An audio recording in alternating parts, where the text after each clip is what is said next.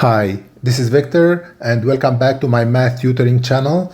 This is a continuation video of the previous one. In that video we will study the Reimann sum, and if you did not watch my previous video, please watch it because you will understand better while explaining this video. In my previous video we studied how to calculate the area under the curve. Now let's formalize those steps. When we divided the area under the curve into sub-intervals, if those intervals have equal length, we say that we have a regular partition. And the length will be, let's draw this. Let's say I want to study the area under the curve here between A and B. And if I divide it into equal length rectangle, the width of those length will be delta x equal x of 1 minus x of 0, and this is delta x1, delta x2 is equal x of 2 minus x of 1, etc. until delta x of n equal delta x of n minus 1. It is equal x of n minus 1 minus x of n, and that's it. So that's the length, and if it is a regular partition, delta x of 1 will be equal delta x of 2 will be equal delta x of 3 till delta x of 1. So because I divide it into n partition, so I would say delta x, it's equal b minus a divided by n, and the b are the boundaries, and divided it by n rectangle of equal partition, where a is the starting point of my curve and b is the last point of my curve. So delta x of k is equal a plus k b minus a divided by n. I explained that how I got a in my previous video. I got a plus because I'm not starting from 0. I'm starting from a plus where k is equal 0, 1, 2, 3, 0, 1, 2 until n. So if k is equal to 0, k times b minus a divided by n is 0, so I will start by that point. If k is equal to 1, it's become that point plus that point. Everything, all what I'm saying here is explained. I don't want to repeat myself. It is explained in my previous video. And the area under the curve can be positive or can be negative.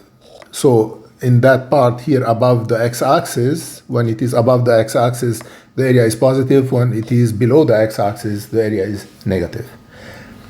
So the form that we studied in my previous video, the area of that under the curve would be the sum when k equal 1 to n of f of delta x of k delta x, and this is called the Reimann sum. That what I wrote here is called the Reimann sum. And in my previous video, if I can demonstrate that the limit where n goes to infinity of the sum of f of a plus k b minus a divided by n of my function that we just defined here, delta x of k between let's say a and b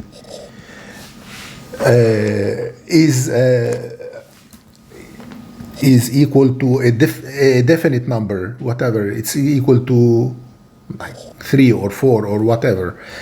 And on one condition, that this function is continuous, and I will show you what I mean by continuous. We can say that we can integrate. If the limit exists, we can say that we can integrate between a and b my function f of x dx. And by continuous, I mean, when I'm drawing that function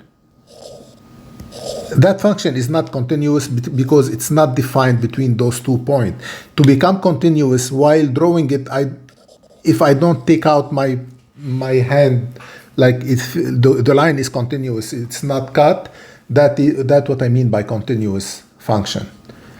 So in my previous video, when we studied the area under the curve of the function f of x equal 1 plus 1/2 x squared delta x, f of x, there is no delta x, that's f of x. When we studied the sum under the curve of that function of 1 plus 1/2 x squared delta x between k equal 1 to n, now because it is the Reimann sum, I can say that I can replace that whatever I wrote here by the area between a and b, because here we studied it between a and b, the area between a and b of 1 plus 1/2 x squared dx, where dx equal to delta x.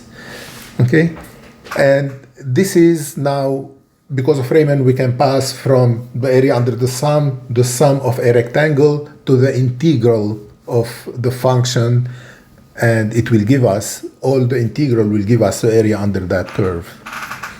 Now there is some properties for the integral. So if I'm studying the integral between a and a of f of x dx, that's equal to 0. Because let's say that's my function and that's my point A. So if I want the area under the curve of that point, so my rectangle is, the width of my rectangle is 0, because I start from A to A multiplied by the height, which is f of x here. 0 multiplied by anything is 0. The second property of the integral between a and b of f of x dx, it's equal minus the integral b of a of f of x dx. So if, let's say, this is my point B here, if I'm going from left to right, it's positive. If I'm coming back, it's gonna be negative. The third properties will be the sum between A and B of k1, where k is a constant, yeah?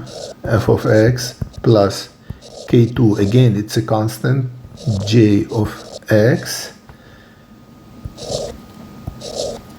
dx.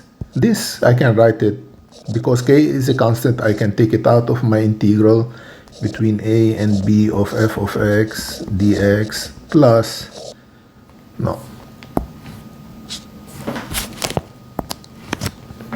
plus k2.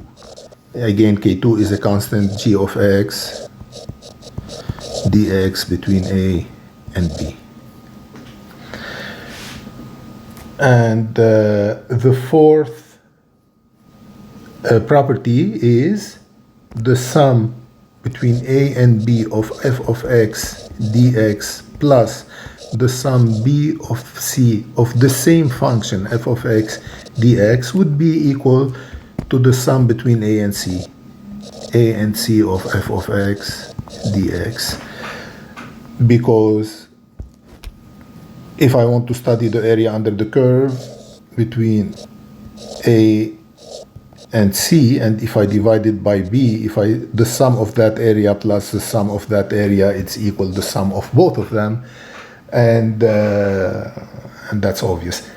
Now this will become a second nature. We will do a lot of exercise. You don't need to study this by heart, just look at it, and it will become a second nature for you. When we are doing exercises, you will remember this, I'm sure. So if you like my video, please subscribe to my channel, because this will help me continue doing whatever I'm doing, giving you explanation, and it will help you pass your course. The next video that I will do is gonna be about the fundamental theorem of calculus. Thank you for watching, and see you in the next video.